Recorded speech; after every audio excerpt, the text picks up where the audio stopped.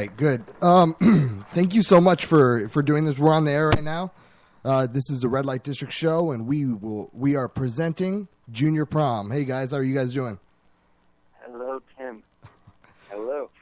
All right. I'm real curious about you guys. I heard about you guys through Alt Nation. Nice. And like the moment I heard the song, I was like, "Yep, this is one. This is it." And then I started listening to other songs you guys did, like "Run Around the Back Door." That one's definitely one of my favorites. "Big Timer" is pretty cool as well. But like, how is the journey been for you guys? Like it's like I can see the writings on the wall, and you guys are about to tip over. And like how is it like? How was the marathon? And you guys are about to hit the finish line. As in regard to making it, how does that feel? And tell us about the journey a little bit. Well, if making it means having no money and being broke is a joke and having to move twice in 1 month, then I guess that we're winners, because that's exactly how it is. But yeah, we're making our album now, and it's a weird time where, like, as far as making it goes, we're very, very much still where we were when we made our EP the first time around. But we feel like we're making headway, Yeah. That's right. We the sort of corner. If not financially, then artistically and in terms of visibility. Yeah, and I mean national, and that's, as an artist, that's what we can all wish for, Yeah, I mean, obviously, it's great that we're now being played on the radio and people are starting to notice. We just started getting played on Alt Nation probably about a month or so ago, and since then it's kind of nice knowing that what we made in Mark's kitchen in our rehearsal space is now being played on air, and that feels pretty good, honestly. When you first hear you guys are entering the Alt 18, like, are you guys like, oh my God, like, do you call each other right away, or like, what is it, the feeling like? Well, honestly, go ahead, Mark. To be honest with you, it's awesome, but I'm like, all right, this is the beginning. Let's keep going. You know what I mean? Yeah. Like, it really is like that. I mean, we've been working for a long time, and it's like, it's great that we're getting noticed, but it's like we just want to keep working and writing more and more songs and playing them to people, and I feel like it's just the beginning. But it's a good feeling, But it's not enough. Good, and that's the killer mentality, man. You have to have it, especially in this business. Like, once you get too comfortable, is when you lose esteem and you lose everything. And I've been in that situation myself. With the song "Sheila, Put Your Knife Down," last weekend, me and my wife were driving to San Francisco, and the song came on, and I was like, "Oh my goodness, it's such a great song." And she, thank you. When I was repeating it to her, but I got all the lyrics mixed up. So this is what I thought it was saying. That song that you guys like. Everyone has one of these songs where you hear the song and then you make up your own lyrics in your head, and that's what you think it really is. Sure. So we're all fucked up. Some of us don't want to stay. Some of us connect. Most of us stray. And that's what I thought it was saying. You know what? That's what it should have been. That's what it should have been. All right, we might have to make an edit. Yeah, we're going to pull it from the shelves and redo it. So I made myself look like a total asshole to my wife. Well, we'll give the hat tip to you and your wife. Thank you. But I interpret it when the first few times I heard of it is like in love, we're not always going to find someone we love. Not every person, most, and that's what it was like. Some of us fall in love, some of us connect, but most of us stray. And in reality, that's what happens. And I had that aha moment, but it was just, it was different. And now I know that it's it's respect. What you said. Yeah.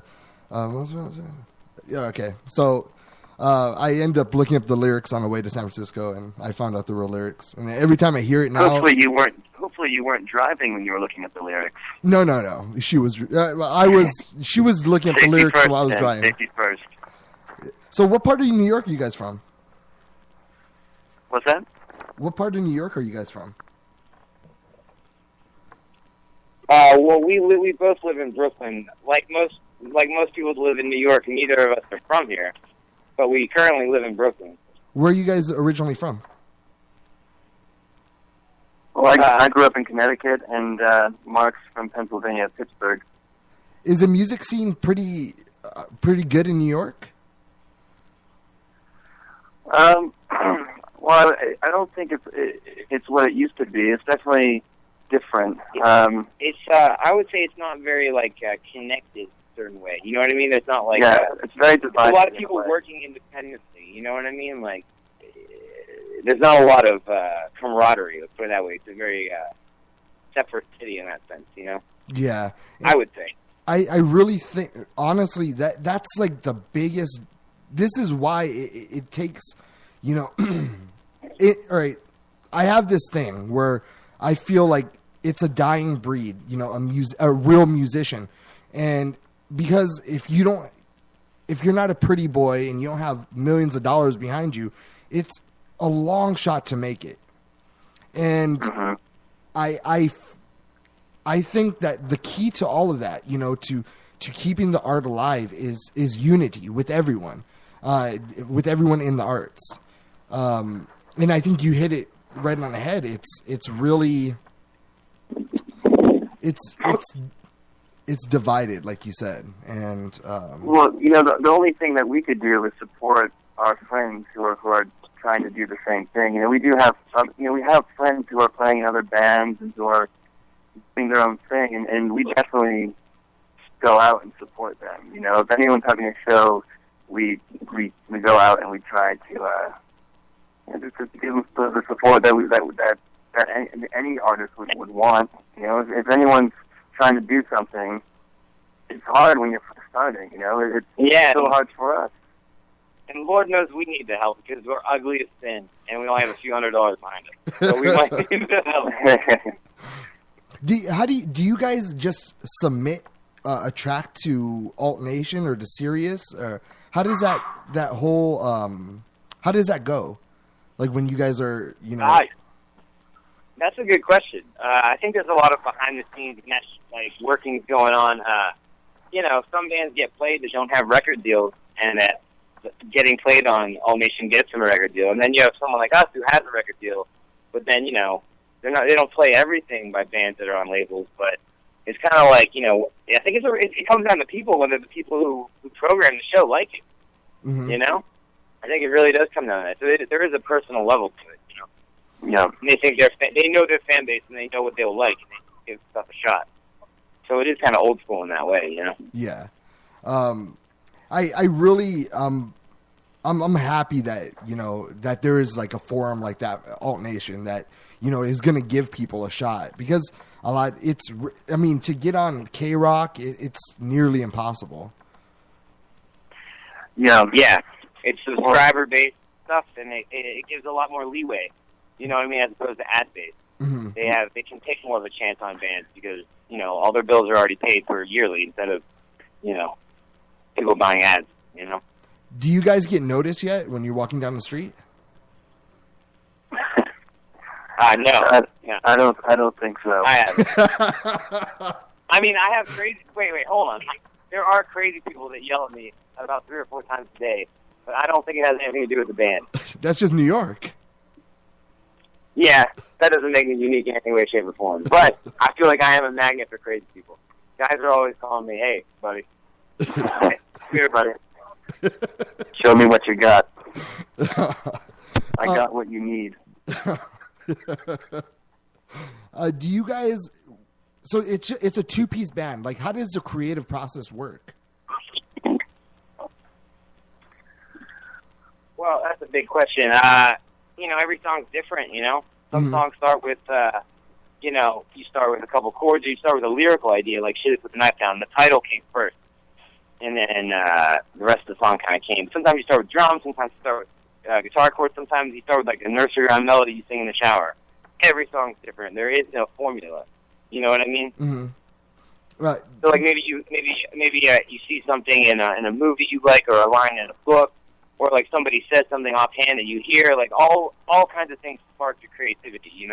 Yeah, because one of the things that really struck my interest in one of your songs I was listening to, there's some brass in it. Are you guys using real brass, or are you guys using computer programs? Well, that's an interesting question. It's hard to give you a truthful answer because it might get us into legal trouble. You know what I mean? Right. Hey, man, we don't have to talk about nothing you else don't want to. Let's say it's a combination of real brass and computer generated sound. I actually got you. I really understand what you mean. I see the writings on the wall. Do you guys have an announcement to make tomorrow, right? So everyone should tune in or like your guys' Facebook. And do you have any hint on what this announcement's going to be? Well, truthfully, the announcement is getting pushed back to Thursday, unfortunately. Oh. But it involves a lot of travel. Warped Tour? What's that? Warped Tour?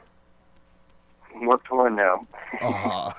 No, that's not really our theme, but well, I'll just come out and say we joined the circus, and we're going to be touring the whole United States this summer. Opening for the elephants and the flying horses. Hey, when you guys made Sheila put the knife down, who came up with the first line? Oh, Mark. That was like a lot of times I sing to myself in the shower. That time I was rapping to myself. That was a rap. I don't normally rap. Did you fuck around on that girl, Sheila? Just define fuck around. Did you break her heart? Did I what? Break her heart? Well, that's not for me to say. So did she really? I mean, this is a true story, or is just your imagination going wild? Oh, it's pretty much true. There are some moments that have been embellished, but names have been changed to protect the innocent and ourselves. So and did she really draw a knife on you? Yeah, pretty much. Yeah, not in the way you would think. Not in the way you would think. It wasn't as threatening as the song may lead you to believe. But yeah, there was a knife involved. Definitely a knife involved, huh? It might have been a butter knife, but I'm not saying how big it was. It wasn't like a Crocodile Dundee type knife, but a knife is it a had knife. a blade on it. It could have done some damage. Right. And this is your whole thing of how you attract crazy people, right? Yes. Well, yes, especially women. I'm telling you, you know what? I just think all women are crazy, and certain guys just know how to get them there faster than the others.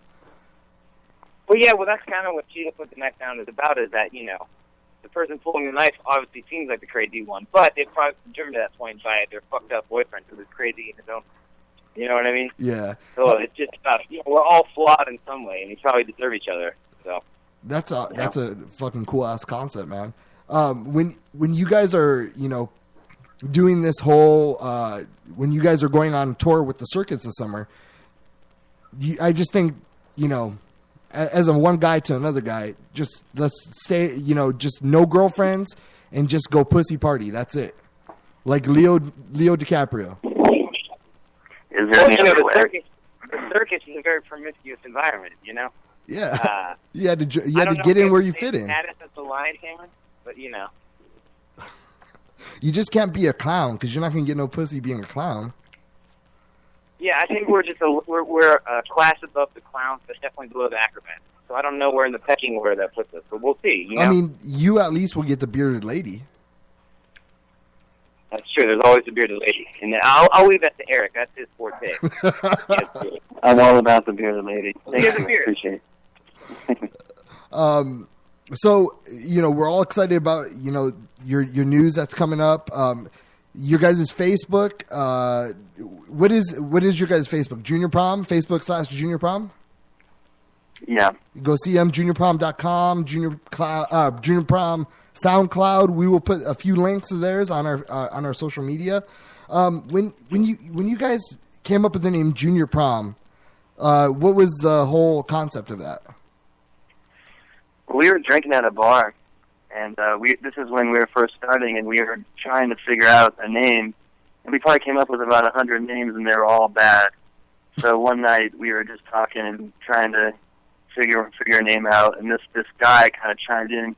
This old fucking drunk, smelly dude came over to us, and he's like, "It's gotta be Junior Prom." We're like, okay, that should be it. I can't emphasize how drunk this guy was. Did he have a beard? He was just He was on Budweiser hot seat, no doubt. yeah. And you guys just went with it, huh? Like, fuck it, Junior Prom, that's cool. Well, I like how it sounds. I think it's an easy name to tell someone. It's not some sort of obscure, random name. I think it's very to the point. How long have you guys been, together, working together on this journey? We've been working together since we met, actually, which was about 4 years ago. Not as Junior Prom, but when Mark moved to New York, I helped him move in, and we started playing music the next day, basically. And yeah, it's been a long time. Yeah. It goes by fast. 4 years. Too long, something like that.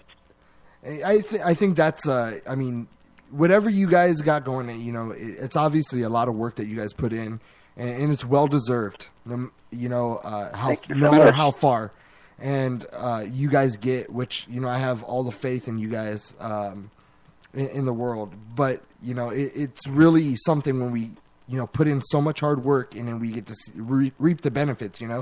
That a radio show from California is super excited just to hear from you guys.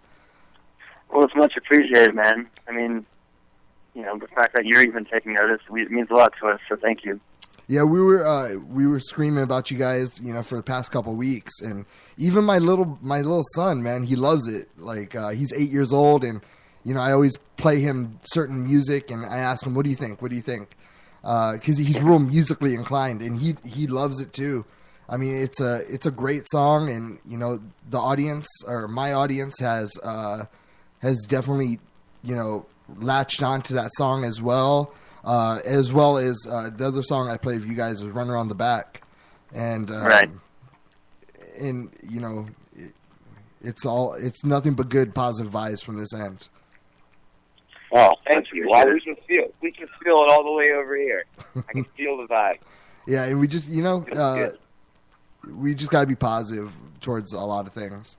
A few more questions. What do you guys into when you're not creating music? Like, girls, television, Netflix, or video games? All of the above. All of the above. Eric, why don't you tell your interests or hobbies? Well, I love knitting. I love long walks on the beach. I love the Olive Garden. Just what any other average Joe is into. I read this. Rock and roll. I read this article the other day about the Olive Garden that they end up having a spider, like a rare spider inside the Olive Garden bathroom, and it was underneath a toilet seat in a women's bathroom, and it caused 3 deaths. I'll tell you this. I'm not surprised by that because I saw a very unrare pubic hair in my pasta last time I was there. Definitely a Puerto Rican pubic hair, huh? It was a little bit gray. So the first, it was definitely from someone who was senior citizen. I'm saying it didn't look healthy, regardless. It was a sad pubic hair. What do you guys watch on? What do you guys watch? Like TV wise, like TV shows, or are you guys House of Cards. House of Cards? Shit, man, I need to catch up on that one. What about Breaking you? Bad, obviously. Breaking Bad, yeah, it's such a great show, huh? What else? I watch lots of, Porn. YouTube documentaries. Oh, YouTube. I'm always on the old YouTube. There's so many great documentaries on YouTube. Do you ever see Louis Theroux? No, He's like a British. He's on the BBC. He has all the documentaries on YouTube, and I can't recommend them highly enough. They're great. Okay, I am gonna look that one up. I was watching some documentaries about how what kind of documentaries are you into before I bore you? Yeah, I mean they're kind of funny ones. Like, well, he did one where he went to like the Westboro Baptist Church. There's like crazy people who like picket like soldiers' funerals, and God hates fags and all that stuff. Yeah, There's those like crazy like weird stuff. So like he did like some two like real in-depth things where he went to go visit them and met them, went into their houses. There's like really interesting stuff, but he has like a real sense of humor. He's just very like kind of he's the kind of person that people let in, and like you see stuff that you've never seen before. It's really good, but it's also a bit whimsical. So it's a fun watch. It's not heavy. I love that's what I do on my when I finally get some free time. I love watching documentaries. It's like just to educate yourself, and expand the mind and what's actually going out there or going on out there. I was watching a documentary about how America is turning away from a democracy and more into oligarchy. Yeah. There you go. Yeah. And it's nothing but the truth. And I was just floored. You guys into any of that? I agree. I would have to agree with that. I mean, living in New York City is kind of like, it's very obvious that, the city is built to cater to the very, very rich. Mm-hmm. And everybody else here just works in the service industry or, in some service towards people with all the money. And that's really what New York has kind of more and more become, where it's priced out the middle class and like everybody, it's the very rich and then the poor, And unfortunately, we're in the lower class, so, Not for long, my man. Not for long. You guys got to keep up, doing what you do and all that. Well, you know what? We've probably taken up a lot of your time already, and I really. Oh, one more thing. Are you guys into any sports? Say what? Yeah, I'm a football fan. You are. What is your football team? I am. The Pittsburgh Steelers. Oh no, I hate those guys. Oh, wait. Let's rewind a bit. What is your team? I'm a Buffalo Bills fan. Well, we don't have any enmity there. I mean, Buffalo is another Rust Belt town. All right, we're not bitter rivals. So back in 2005, okay, we were 8-8, and we had to win one game to make the playoffs. The Pittsburgh Steelers, our last game was against the Pittsburgh Steelers, and they were already in the playoffs, but they refused to sit their starters, and we lost the game by 3 points.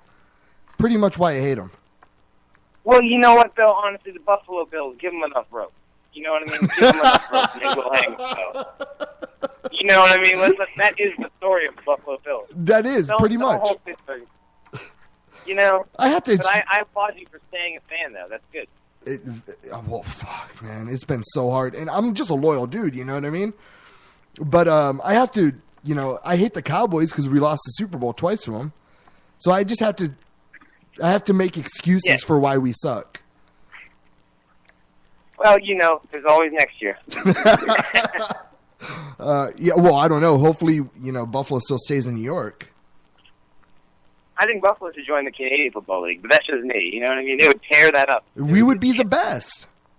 I'm what I mean? It's only it. like a mile away. Right? I mean, it might as well be Canada. Might as well. Do you ever go to any games out there?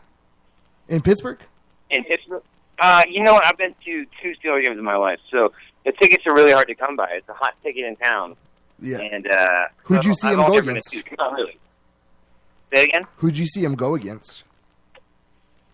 Who did I see them play? The Chargers, both times. Both times? Yeah. Yeah. What do you guys think about that wide receiving core you guys have? The what? The wide receiving core you have? I don't. You know what? I have to. I haven't paid attention since last season. I don't even know where we're at right now. Oh yeah, you guys don't have a wide receiving core. I was just letting you know. Well, that's probably why I don't know yet. All right. Hey, Yeah, Eric's loving this conversation, by the way. He's not in sports at all? Eric, I'm not as much into sports guy as Mark. I don't have the same kind of pride as Mark has about his home team. Are you like super into like video games or something? Not even. I never grew up around sports. I never really played team sports. I never watched team sports. I mean, I grew up a skater. Oh yeah. All right. Well, I never really skated. Well, I started skating because that was a cool thing to do when I was like 14, and I fractured my tailbone. Oh shit! Yeah. Well, that'll put a damper on things. And that was the end of my skating career. So I was just a big time pussy. Well, that usually happens. Did you ever eat it real bad? I don't skate anymore. What? Did you ever eat it real bad? Oh fuck yeah, man! I've busted open my chin. I've rolled my ankle. But that's why I don't skate now, because I need to play drums, and if I fuck my ankle up, I can't play. So. Hey, you should see Eric's face. Holy shit! Oh, it is banged up. All right. It's all cosmetic now, so don't worry about it. Testament to perseverance. You're supposed to say he's had a lot of work done. My doctor's amazing. I have a real quick question. One more for Mark. Did you ever see like the CKY guys going on? When you were just in Pittsburgh or in Pennsylvania. What's going on? The CKY guys. Oh, you know what? That's on the other side of the state. That had nothing to do with that. No. That's like around Philly, outside of Philly. Yeah. All right. I didn't know about those guys until they had a TV show. You know what I mean? Yeah. Well, I mean, same here. Hey, you know what, you guys? Thank you so much. I really appreciate it. And anytime we're opening up a radio station in January 2015, and no matter what, we will play Junior Prom on our station. We're not going to be bought by those other people. We were supposed to already have it opened, our radio station, but the government, they're fucking with us. So now we have to wait till January 2015. But when it does happen, it goes down, and I will scream Junior Prom then, and I just as I'm screaming Junior Prom now. Love it. Well, you know what? When you guys have a station up and running, we'll come in. We'll do a little live thing. Oh, fuck yeah. I'm going to hold you to that, too. I have this. All Neil Diamond songs. 5/27/2014. I got that on marker 2807. He said, when we have the station up and running, he will come and do... Junior Prom will come in and do a set. Is that correct? All Neil Diamond. All Neil Diamond. Okay, I'll do it. Put it on the calendar. It's on the calendar. I also want to. Can I sing backup vocals for the Neil Diamond? Absolutely. We'll send you a set list. All right. We'll let you do it. All right, you guys are fucking Maybe the coolest. Barry Manilow as well. I can do that. I can do the Barry. So every time you see the Buffalo Bills losing in 2015 or 14, just think of me, okay? Well, I'll be thinking of you quite a bit, I'm sure. Then. You'll think of me 16 times, huh? Every Sunday. Monday. Well, they don't play Mondays, though, do they, really? No, because they're that shitty that they don't play Mondays. They don't get the Monday night slot. Maybe next year. All right, guys. Thank you so much, man. We really appreciate it. I hope you guys have a good one. Cheers. All right. Good luck. All right, you too, good man. luck. You guys have Thanks, dude. You guys have it. It's all you.